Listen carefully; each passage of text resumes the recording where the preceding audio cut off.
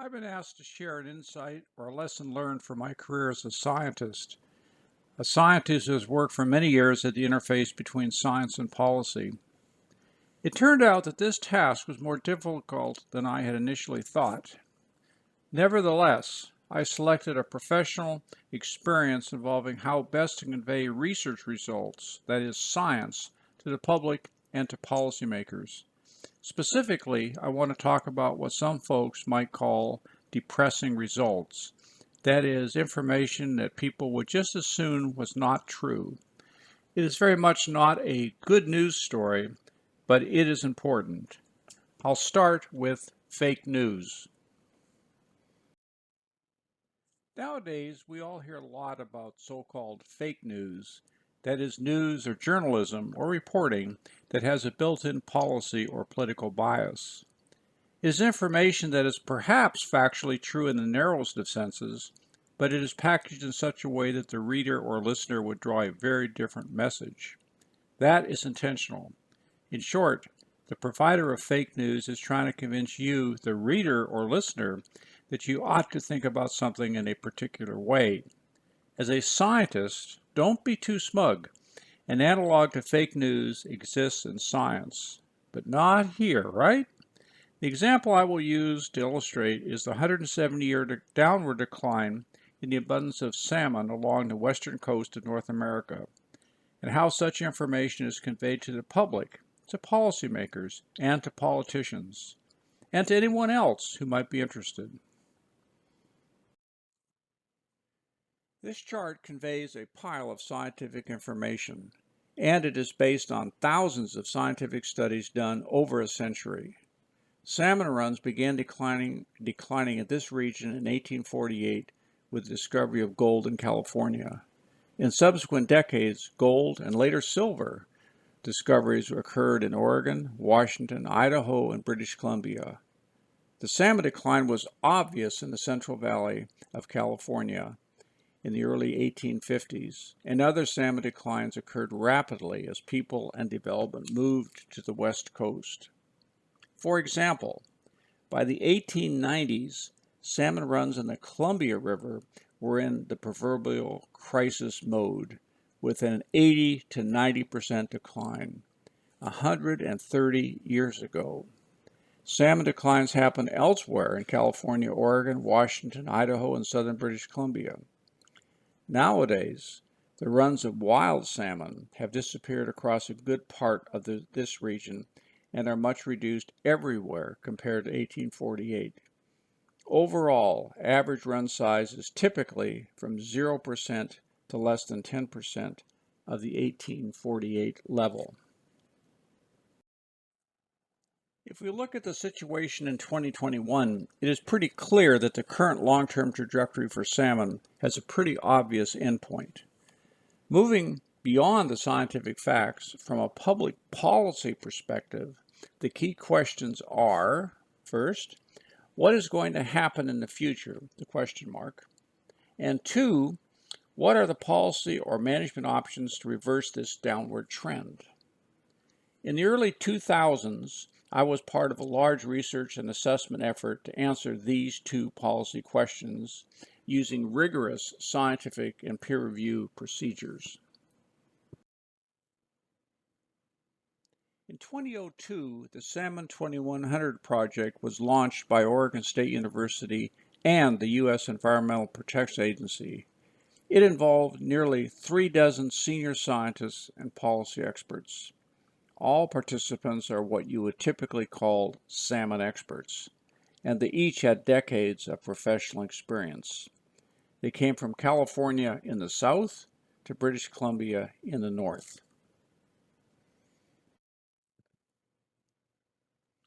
The experts were all given the same two questions to answer. First, what is the most likely future for wild salmon given the current policy drivers? And second, is there a realistic policy prescription to restore wild salmon through this century, through 2100? Each chapter in the resulting book was written in the style of a journal article. Each manuscript was reviewed by 4 to 6 independent reviewers.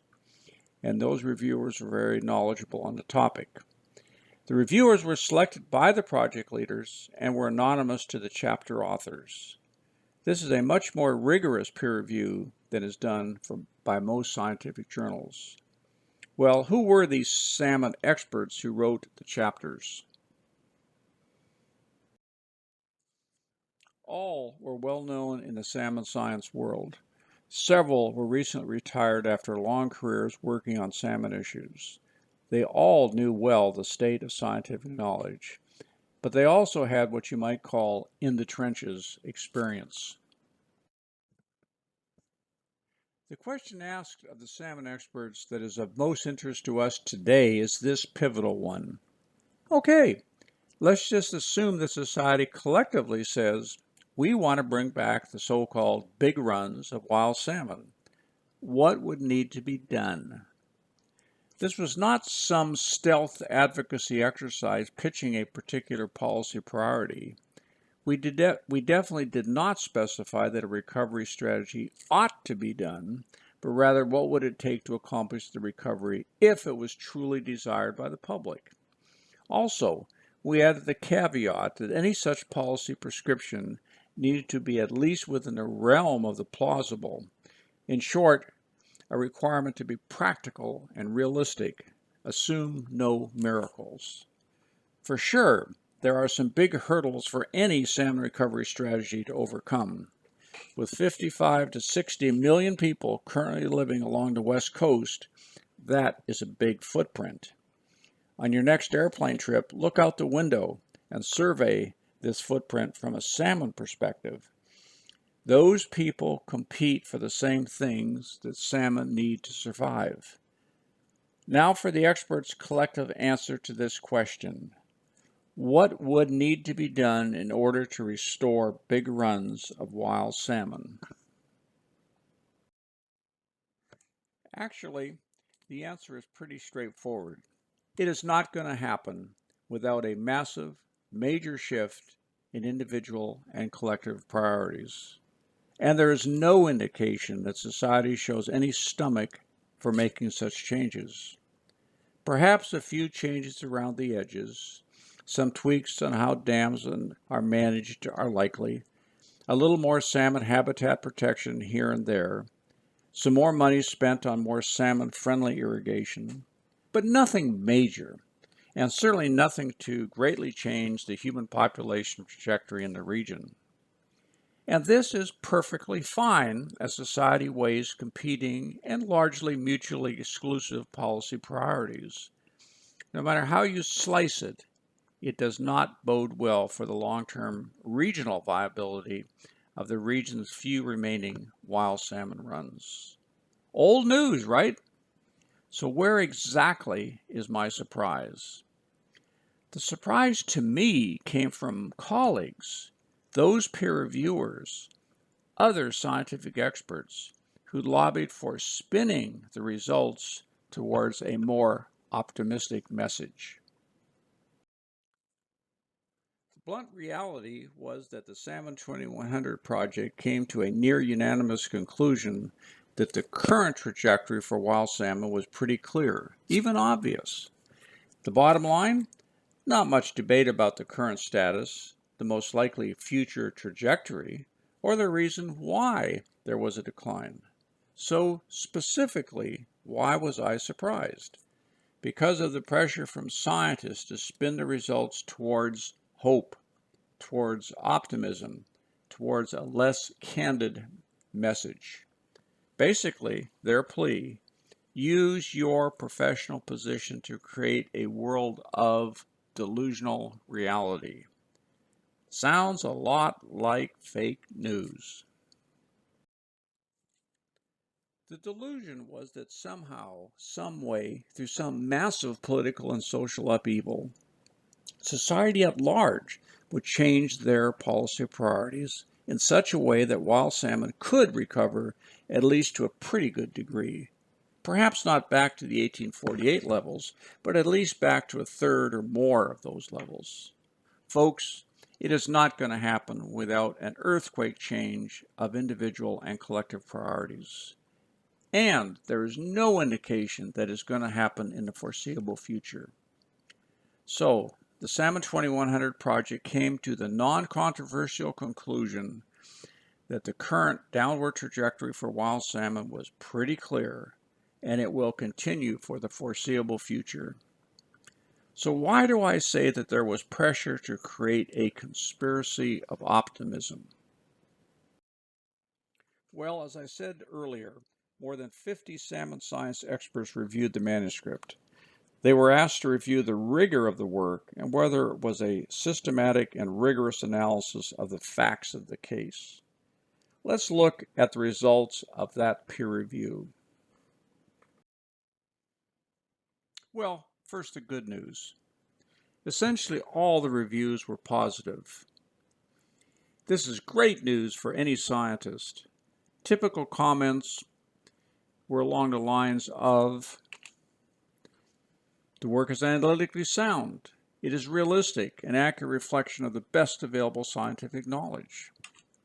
If anything, it is perhaps a bit too conservative because the runs are already functionally extinct in many parts of the Pacific Northwest and California. Although not a pretty picture, it is the reality of the situation on the ground. The bottom line is that it is kind of sobering, but is the best and most realistic guess for 2100. I would feel pretty good if the reviewers stopped there, but some did not. A few went further. In short, some reviewers wanted the facts to be packaged differently. Essentially, they said, don't lie to your audience, but try to present the results in a more positive light.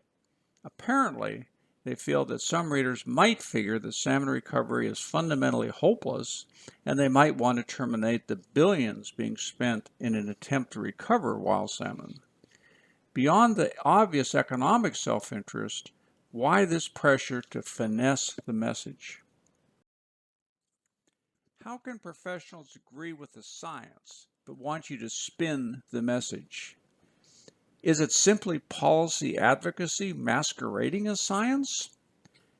Is this how fake science starts, burying a policy preference within the science? What drives this push for managing the message? Let me list a few likely reasons that come to mind. First, your employer, the organization that pays your salary. It might have an explicit or implicit policy preference, i.e., saving wild salmon is a good thing, so employee, get with the program. Second, society exerts subtle pressure on scientists to spin the message towards positive thinking. Everyone loves an optimist. Think positive. Colleagues may exert pressure. Hey, we're all on the same team here trying to save wild salmon. Don't do anything to undermine staff morale. Fourth, your personal values and policy preferences may corrupt your scientific impartiality. Easy to happen. Fifth, the so-called salmon recovery industry is a billion-dollar funding stream. And who among us wants it to go away? Don't rock the boat. After all, it is my salary you're talking about here. Is perpetuating such delusions really such a bad thing? I say yes, and yes for several reasons. First, it misleads decision makers or policymakers. Such folks need cold, unvarnished facts upon which to make difficult policy trade-offs. They don't need spin. Secondly, mostly scientists in the salmon world work directly or indirectly for taxpayers. They also deserve the cold, unvarnished facts. Third, by not conveying straight-up policy-neutral science, we deserve to lose the public's trust in our impartiality. Public trust in the impartiality of scientists has declined, as it has for journalists. Okay, what approach should scientists use when conveying information to politicians, members of the public, or those individuals or groups who will be directly affected by such decisions? First, strive for realism. Avoid either optimism or pessimism. Stick to realism no matter what. No spin. Second, be unambiguous in your writing or speaking. Make sure that the audience understands the science, including the uncertainty. Be policy neutral. Adopt the view that you have no dog in this policy fight. Your job is as a neutral player, one that all sides can trust to be even-handed. Fourth, always remember that there are many competing policy priorities. Salmon recovery is only one. As a scientist, it is not your job to choose which priority is the most important. Here's an insightful comment from one very senior and internationally known salmon guru. We often forget that the business model in science is competitive, and it can be brutal. Such realities are often overlooked by scientists, especially those early in their careers. A sobering reality check for sure. Okay, what are my take-home messages? Always play the science straight up. Tell it like it is. Stick to the facts. Don't try to massage the science so it better supports your or your employer's policy preference. Make sure your reader or listener understands the message. Stick to the is statements and avoid slipping into the should or ought statements. Scientists are not policymakers. Be on the lookout for slipping into normative science. No subtle spin or stealth policy advocacy. Most important, remember Charles Darwin's call for scientists to develop a heart of stone. For a scientist, working at the interface between science and public policy can be both stimulating and frustrating. If, as a scientist, you find yourself in this often confusing world, do not let scientific best practices be corrupted by misuse. The scientific enterprise has much to offer the policy world, but also it has much to lose if it is corrupted by misuse. Be vigilant. Thank you.